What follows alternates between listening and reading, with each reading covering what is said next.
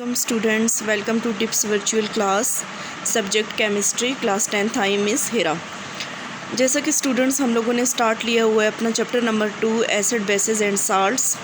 इस चैप्टर के अंदर हम लोगों ने डिस्कस किया कि हमारे पास एसिड्स क्या होते हैं, बेसिस क्या होती हैं और साल्ट्स क्या होते हैं। ठीक है, उसके बाद हम लोगों ने डिफरेंट कॉन्सेप्ट्स देखे अबाउट एसिड एंड बेसिस। सबसे पहला जो कॉन्सेप्ट था हमारे पास वो था हमारे पास Arrhenius concept of acid and bases. उसकी कुछ लिमिटेशंस थी जिसकी बेसिस पे हमारे पास दूसरा कॉन्सेप्ट हमने स्टडी किया, Bronsted Lowry concept of acid and basis.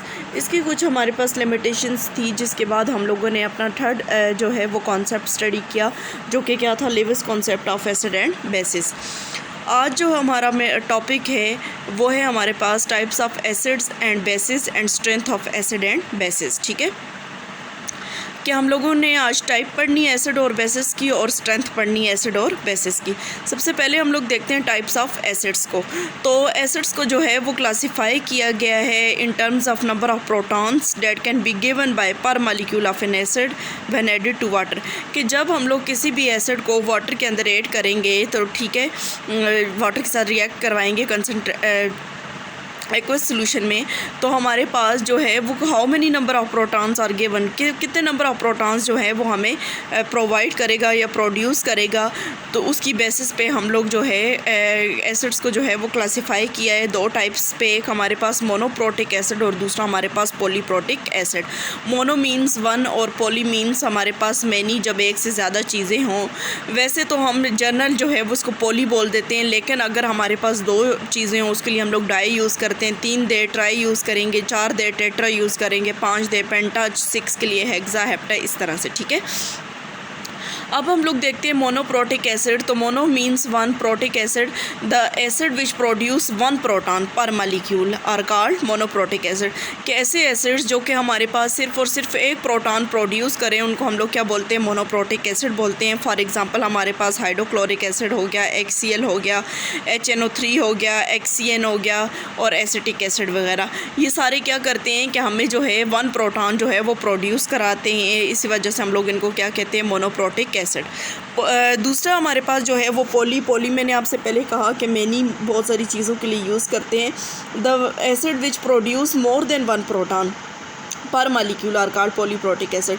कि हमारे पास ऐसे एसिड्स जो कि हमारे पास एक प्रोटॉन से ज़्यादा जो है वो प्रोटॉन प्रोड्यूस करें हर मॉलिक्यूल के अंदर, उनको क्या बोलेंगे हम लोग, पॉलीप्रोटिक एसिड बोलेंगे।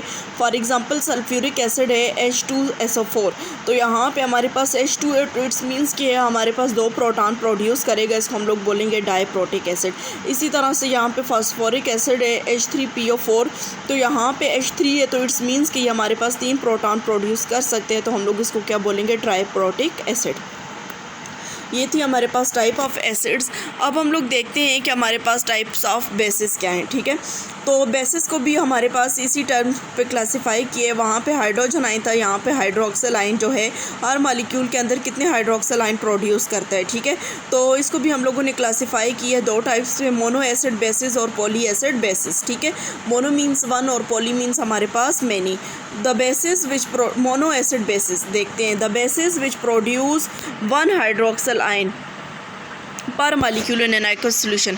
कि हमारे पास एक हाइड्रोक्सिल आइन जो है वो प्रोड्यूस होगा किसी भी एक्वस सोल्यूशन के अंदर, उसको हम लोग क्या बोलेंगे, mono acid bases. For example sodium hydroxide आप लोगों के पास, पोटाशियम हाइड्रोक्साइड, अमोनियम हाइड्रोक्साइड। ठीक है, क्योंकि Na positive plus OH negative ये एक हाइड्रोक्सिल आइन देते हैं, इट्स मीन इसकी ये क्या है, हमारे पास मोनो एसिड बेसिस है।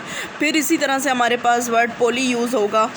पॉली जो है वो बहुत सारों के लिए। फिर हमारे पास अगर दो आएंगे तो आप लोग बोलोगे di acid bases, tri acid bases, tetra acid bases, penta acid bases. ठीक है, the bases which produce more than one hydroxyl ion per molecule in an aqueous solution are called poly acid bases. For example barium hydroxide OH2 है, तो it's means कि ये हमारे पास जो है दो देगा, तो di acid bases. Calcium hydroxide, iron trioxide, aluminium trioxide, तो ये हमारे पास क्या है कि हमारे पास पॉली एसिड बेसिस है, मीन्स के वन से ज़्यादा हाइड्रोक्सिल आइन जो है वो हमारे पास प्रोड्यूस करेंगी। ठीक है, उसके बाद जो हमारा आज का टॉपिक दूसरा टॉपिक था जो कि हम लोगों ने कहा था वो हमारे पास स्ट्रेंथ ऑफ एसिड्स हैं, strength of acid and basis है। तो सबसे पहले हम लोग स्ट्रेंथ ऑफ एसिड देखते हैं। स्ट्रेंथ ऑफ एसिड में हम लोगों ने दो एसिड स्टडी करने हैं कि हमारे पास स्ट्रॉन्ग एसिड क्या है और वीक एसिड क्या है, ठीक है। A strong acid is one that ionise completely in aqueous solution and give a higher concentration of hydrogen ions. कि स्ट्रॉन्ग एसिड हमारे पास वो हैं जो कम्प्लीटली तौर पर आयोनाइज हो जाएँ किसी भी एक्वस सोल्यूशन के अंदर और हायर कंसनट्रेशन दें हमें H पॉजिटिव आयन की। अ strong acid is a strong electrolyte. For example ये स्ट्रॉन्ग इलेक्ट्रोलाइट होते हैं, ठीक है। Hydrochloric acid is a strong acid because when hydrochloric acid is added into water, all the molecules of HCl are dissociated completely into H positive and Cl negative ion. Electrolytes means कि हमारे पास ions के अंदर टूट जाएंगे, conduct करेंगे, ठीक है, electricity को।